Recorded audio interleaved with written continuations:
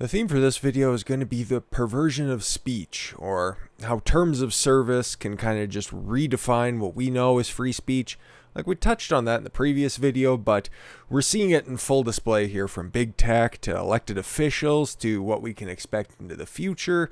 It's all a little bit weird, but it all kind of makes sense, really, when you're looking at it through the lens of safety and protection. Like, as we see here, Muriel Bowser, the wonderful, fair, and impartial mayor of Washington, D.C., is saying that there's going to be a new normal after Biden's inauguration. Now, last I reported, there was 20,000 National Guardsmen in on or around the Capitol, and they're going to be there until after the inauguration, which might be completely virtual. And now that number is well over 25,000. Oh, what? I've also seen Biden wants to have his inauguration outside on the Capitol steps, where every inauguration has pretty much taken place since the beginning of time, United States time. So I don't really know what to expect next week. I don't fucking know. But apparently there's going to be a new normal. And how do we define that new normal? I don't know. They don't even know. It's just going to change at a whim in order to, meet whatever kind of future that they're trying to achieve.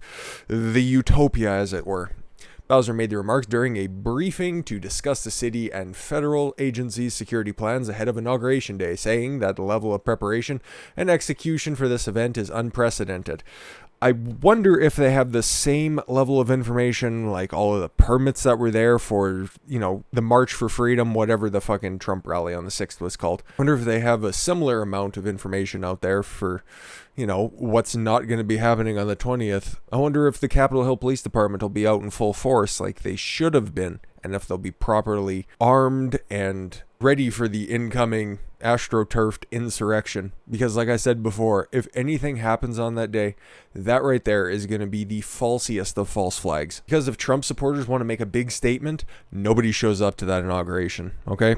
And they're only trying to hide that because, putting it all online would be just kind of a continuation of Biden's campaign. Oh, it worked for him, apparently, by just sitting in the bunker all the time and not going out and doing anything. And if he did, it would just be a bunch of empty vehicles in a parking lot. So, you gotta dance with the girl that brought you there. So, anyways, the heightened security posture follows the January 6th breach on the Capitol. We cannot allow a recurrence of the chaos and illegal activity that the United States and the world witnessed last week, Matthew Miller, head of the Secret Service's Washington field office, told reporters. Oh, I betcha he probably knows about the chaos and illegal activity brought by a former vice president when it came to the security of those officials' wives and girlfriends. Oh, there are some stories there, my friends. Asking the extensive security measures around Washington would be reversed after the inauguration, Bowser said, "We're going back to a new normal." Now, what does that mean? I think the entire country is going to have to deal with how our intelligence apparatus, security apparatus, and at every level deal with the real and present threat to our nation. Patriot Act number 2, motherfuckers. Welcome to the police state. You already see it. All you need to do is just take a look at what happened. I don't know if I'll be covering this, maybe or maybe not, but here's just a little sneak peek. The anti-lockdown protests that happened today in Ontario, specifically Toronto, where there were hundreds of police officers there to patrol a relatively small lockdown. Okay. And there was also unconfirmed reports. I've seen some pictures of skating rinks, outdoor skating rinks in, I forget which suburb of Toronto, but they were being sanded by the bylaw officers. And for my American friends, that's just kind of like local police department. But yeah, outdoor skating rinks being purposefully melted because makoof. And that's what this is going to be presented as. You know what? Oh, it's just for your safety. You can't be outside, and don't you want to make sure that there's no such potential for a domestic terrorist attack? Like, you remember this evil looking picture with all the broken windows and smoke and fires. The only thing I see there is a bunch of red caps. Frightening. Truly frightening.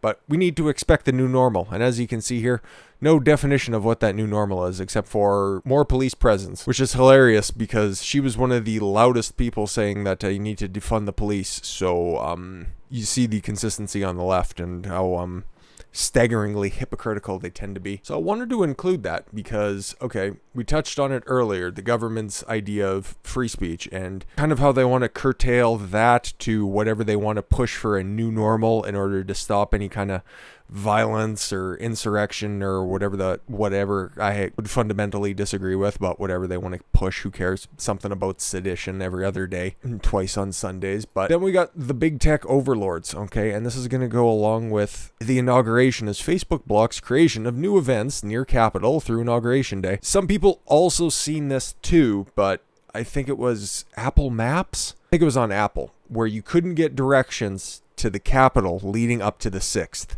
Perhaps it was a little odd, a few instances, but this is coming directly from Facebook. They're blocking new events near the Capitol through Inauguration Day. Let's see where their parameters are at. Events taking place near state capitals are also being blocked, so it's not... They're in on the police state, people. We are blocking the creation of any new Facebook events happening on close proximity to locations including the White House, U.S. Capitol building, and any state capitol buildings throughout Inauguration Day. Facebook Vice President Guy Rawson and Monica Bickert said in a blog post, our operations center is also conducting a secondary review of all Facebook events related to the inauguration and removing ones that violate our policies. Well, if you guys were so effective at working in concert with the government, shouldn't all of these lockdown procedures be kind of put into rest? All of the big gatherings that you can make on your site?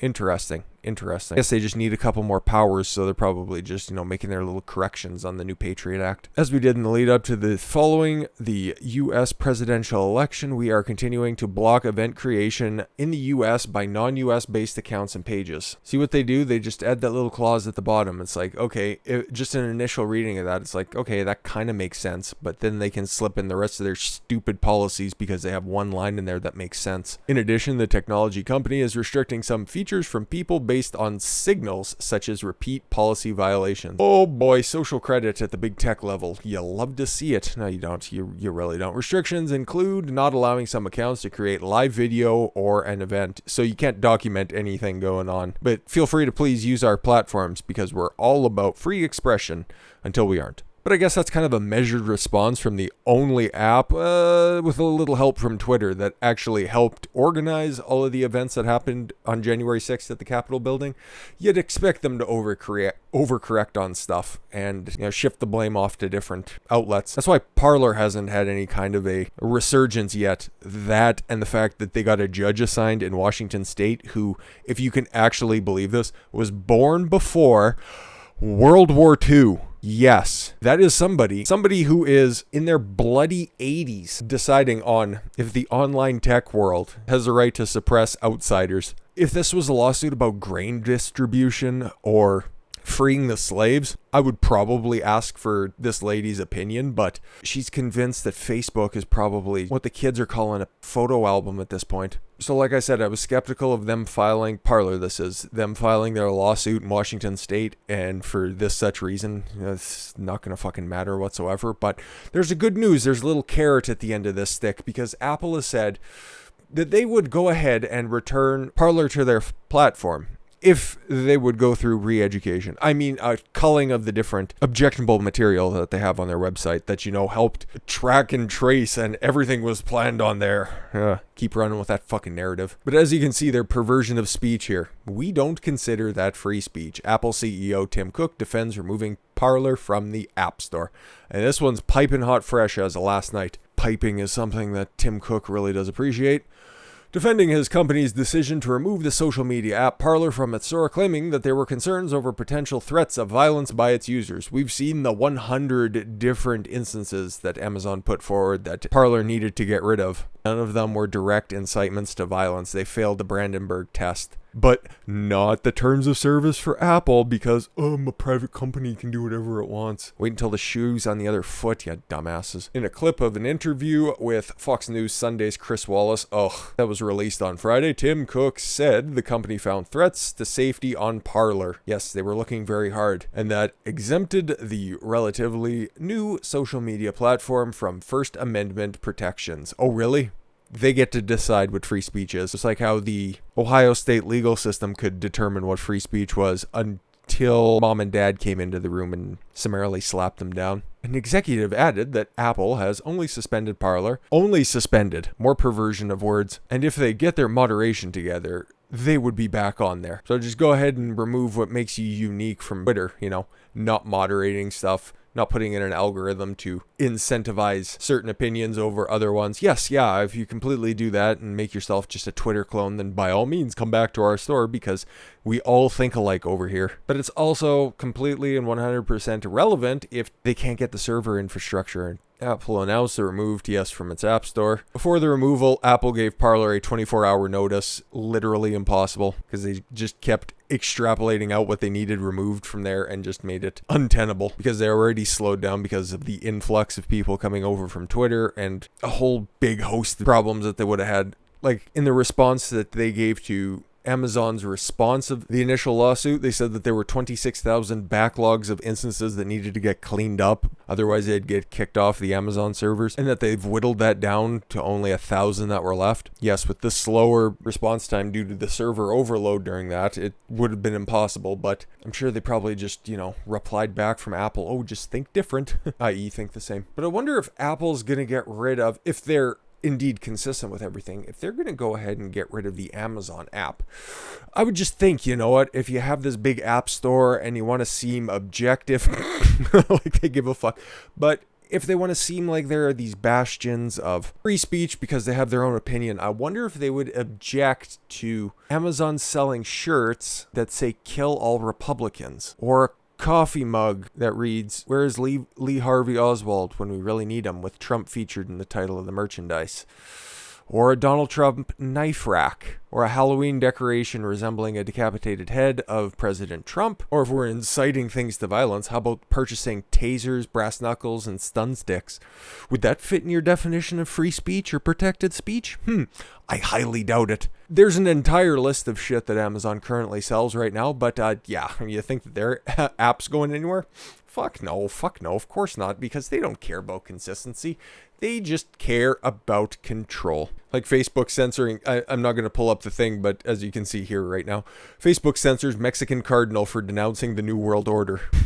Oh my God, we are what, day -3 of the Biden installation, and we're already dealing with this absolute and utter insanity. It'll only get more hilarious going forward. We got hope in the form of alt tech and different other initiatives that are going to be popping up. So if you guys read through history, this is not the end of the line, okay? This is, like Trump said in his speech, if we're going to, go ahead and use his speech against them, let's just quote him properly. This isn't the end. This is just the beginning, because there are alternative outlets out there. Like right now, if you're watching on YouTube, you've probably seen that most channels that you follow, I know the ones that I have kind of plateaued when it comes to growth. When it comes to view counts, everything is pretty much just kind of level. Nothing's really, growing, nothing's shrinking. It's just kind of a malaise right now. But yet, on the other hand, alt tech sites like Rumble, who is suing Google because they're rigging their algorithms in order to deprioritize them in the search rankings. I wake up every morning and there is like 3 to 4 new subscribers on Rumble. Okay, if you guys are seeing this on Rumble, thank you all very much. I don't advertise my Rumble page nearly enough, and it's probably going to become a lot more necessary because the way that YouTube's going,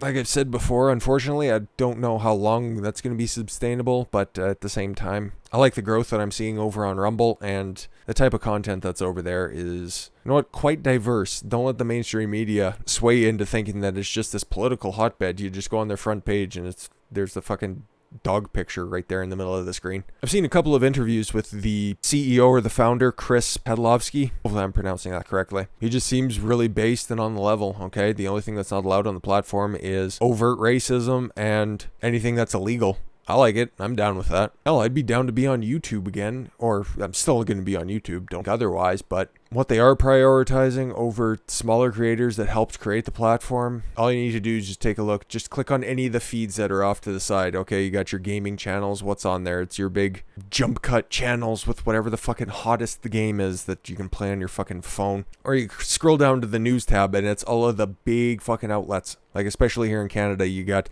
CTV, CBC, Global News. It's all there. Like, if I wanted news, I would rather have it from somebody who's taking the time to research a various amount of articles, not just some hack reading off of a teleprompter from our sources tell us that Donald Trump is bad. He is orange as well. Next story, oh, the orange man is Donald Trump and he is bad. You don't gain anything from watching those fucking outlets, and I'm sure in the States, if I was to throw on a VPN and just take a look as well, it would just be, Fox News, CNN, MSNBC, just saying the exact same kind of stuff through varying degrees of attractive correspondence. But Rumble's suing on antitrust grounds, and that just adds to the growing amount of antitrust suits that are out there against Facebook, Google.